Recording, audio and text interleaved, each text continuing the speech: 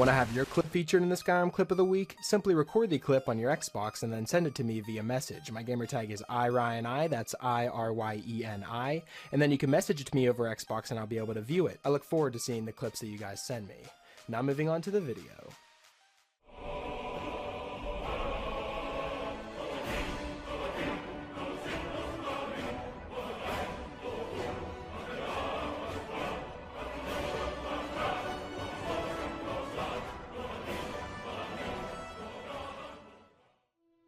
Hey, what's up guys, it's Ryan, and welcome back to another episode of Modded Monday. We're on week number 209 now, guys. I've picked out 5 new mods for you guys to check out, and perhaps add them to your load order if you find them interesting, but I do want to apologize if I sound a little bit under the weather. Just not feeling too good today, but we're going to muscle through this and get through the rest of Modded Monday. So bear with me just for this week, and I assure you next week I'll be feeling a lot better and I'll sound a lot better too.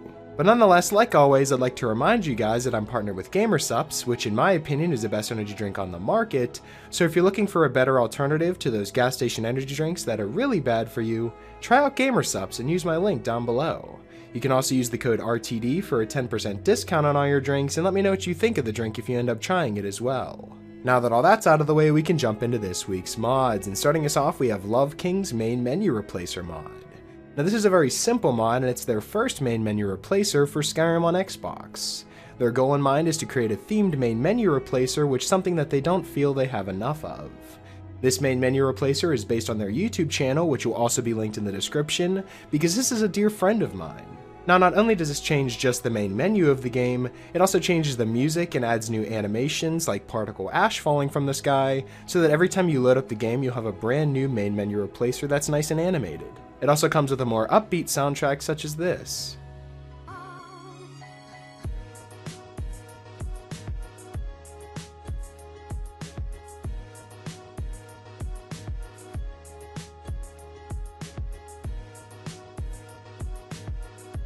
Now as you can see, this is a very simple yet amazing main menu replacer mod that completely changes the main menu of the game for every time you load up Skyrim, but I felt like this would be another place to jump in because like I said, this is my friend that created this mod, and I've actually been working on a mod of my own. Now if you guys remember, a while back I created a city called Heartwood where I used a bunch of different mods that allowed you to actually create a city in Skyrim, but I felt like from all the comments that I got recommending that I create that into a mod, I really just started working on a brand new city in that same location, and I felt like this would be a perfect time to ask you if you would rather me build the mod behind the scenes and then really upload it whenever it's finished, or if you guys would want to see more of a let's play style of video where I go into the creation kit and actually make a video of me building the city itself. I think either way it'd be a great new addition of content to this channel where we actually make mods and you guys can give me feedback as well so that the mod can grow to be perfect. I'd definitely love to hear what you guys think about an idea like that, so if you do like the idea, be sure to let me know in the comment section. But once again, thank you LoveKing for this new main menu replacer mod, and I'm looking forward to seeing more mods that you come out with in the future. And that's definitely why this mod comes in at our number 5 spot, so I'd recommend downloading LoveKing's main menu replacer and giving it a try for yourself. Coming in at our number 4 spot, we have the Simply Tame mod. The mod page reads that you can tame animals now, that's it. This isn't some elaborate follower mod where you can cuddle your pet saber cat. This is a mod where you can recruit that troll over there to get you through some dungeon. To tame an animal, you simply have to be sneaking and activate an animal and try to give it some food. Prey prefer leafy greens, predators prefer huge chunks of meat, and the chances for success are dependent on your character's speech skill and the animal's level. It'll be easier to tame a rabbit than it will a cave bear, and it'll also be easier to tame an animal if he isn't trying to eat you. So being skilled in illusion, knowing the Kyne's peace shout, or using the Wood Elf's racial ability will help. You can tame up to 5 animals at once as well. Once you've tamed an animal, it'll follow you around and attack pretty much everything. If you activate it again, it'll have some more specific options, such as feed, where you can give animal more food to heal them. You can ask them to follow you, to wait in position, and to flee, which means that the animal won't attack, which means that you should do this before taking wild animals into a city, as well as fight, which just means that the animal will attack if it's capable. You can then dismiss them and send the animal back into the wild, or you can just have them wait inside of your house and own them as a pet. The mod title puts it best that this is a very simple method of taming animals, and I feel as though it's very easy to do, so it's not anything that's too convoluted and you don't have to go too deep into any real skill trees other than speech, So I think it's a very easy mod to get the hang of, as well as a new implication into the game where you can tame animals. I think that's just a really cool feature and it should have been in there from the get-go. So if you're looking for some new companions to take around the world with you, or maybe you just want to have a new pet in your house, then the Simply Tame mod is definitely a mod I'd recommend downloading, and that's why it's featured here at a number 4 spot, so I'd recommend downloading it and starting an animal army of your own. Coming in at our number 3 spot, we have the Alaska Ship Player Home, which is a small Dunmer-themed ship that rests at the coast of Telmithrin. It includes most of the crafting stations except for a smelter, and also includes interactable furnitures like shelves, baskets, and crates to store your materials and items in.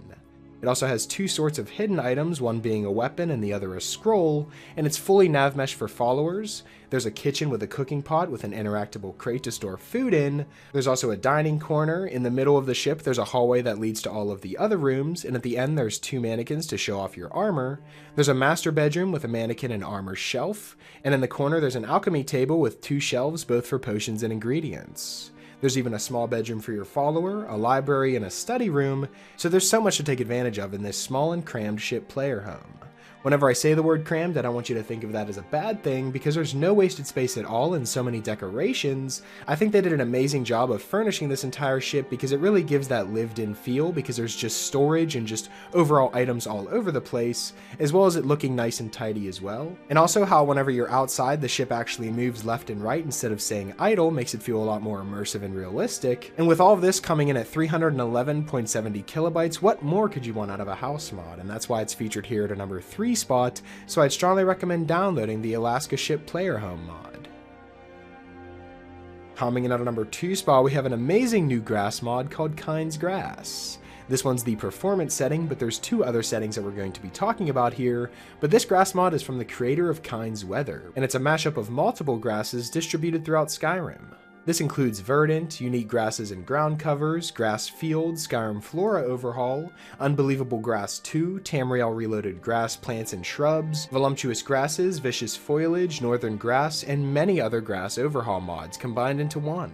And out of the list that I just read of the grass mashups, we have the Grassfield SE mod, which was included in this, which is the mod that I actually use almost all of the time. So not only do we have just a new grass mod to take a look at, we have a new grass mod that combines a whole bunch of grass mods together and makes for the most beautiful Skyrim imaginable. And like I said, there's 2 other settings other than the performance settings one, such as the max settings and the medium settings, but if we're going to be covering all of Skyrim with new grasses, we're going to want to go with the performance version, especially if we have a large load order on, because then we'll just be dropping frames. Because basically how the performance settings works is it adjusts how far the grass is drawn into the distance and how many different types of grasses appear in each location, so having this performance setting just makes it so whenever you're wandering throughout Skyrim, you'll have as many frames as possible.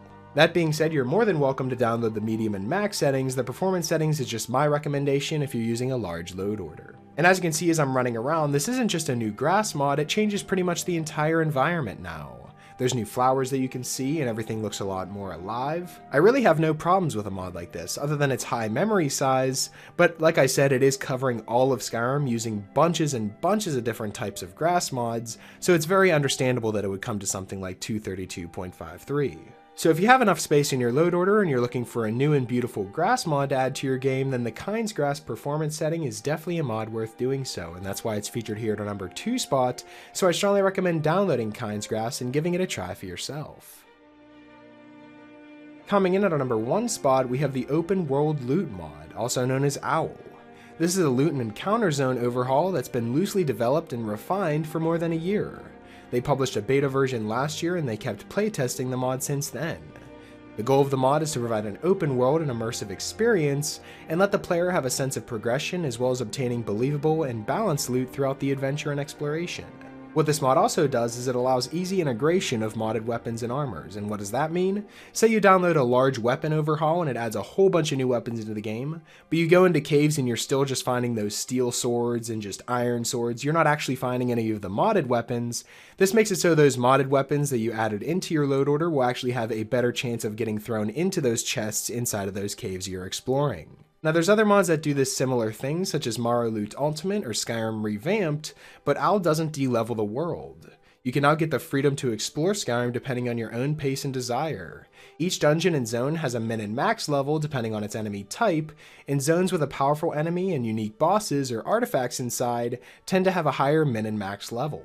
It's also important to note that OWL doesn't entirely remove high-level loot from the leveled list, and instead makes the use of the special loot mechanic from Skyrim revamped, but makes the loot mostly depending on your character's level. Now these encounter zones that I've been talking about with this mod are loosely based on arena, which means that every time you go into a new area based on the level you are and what difficulty you're playing on, it'll determine what type of enemies you fight and loot you find as well.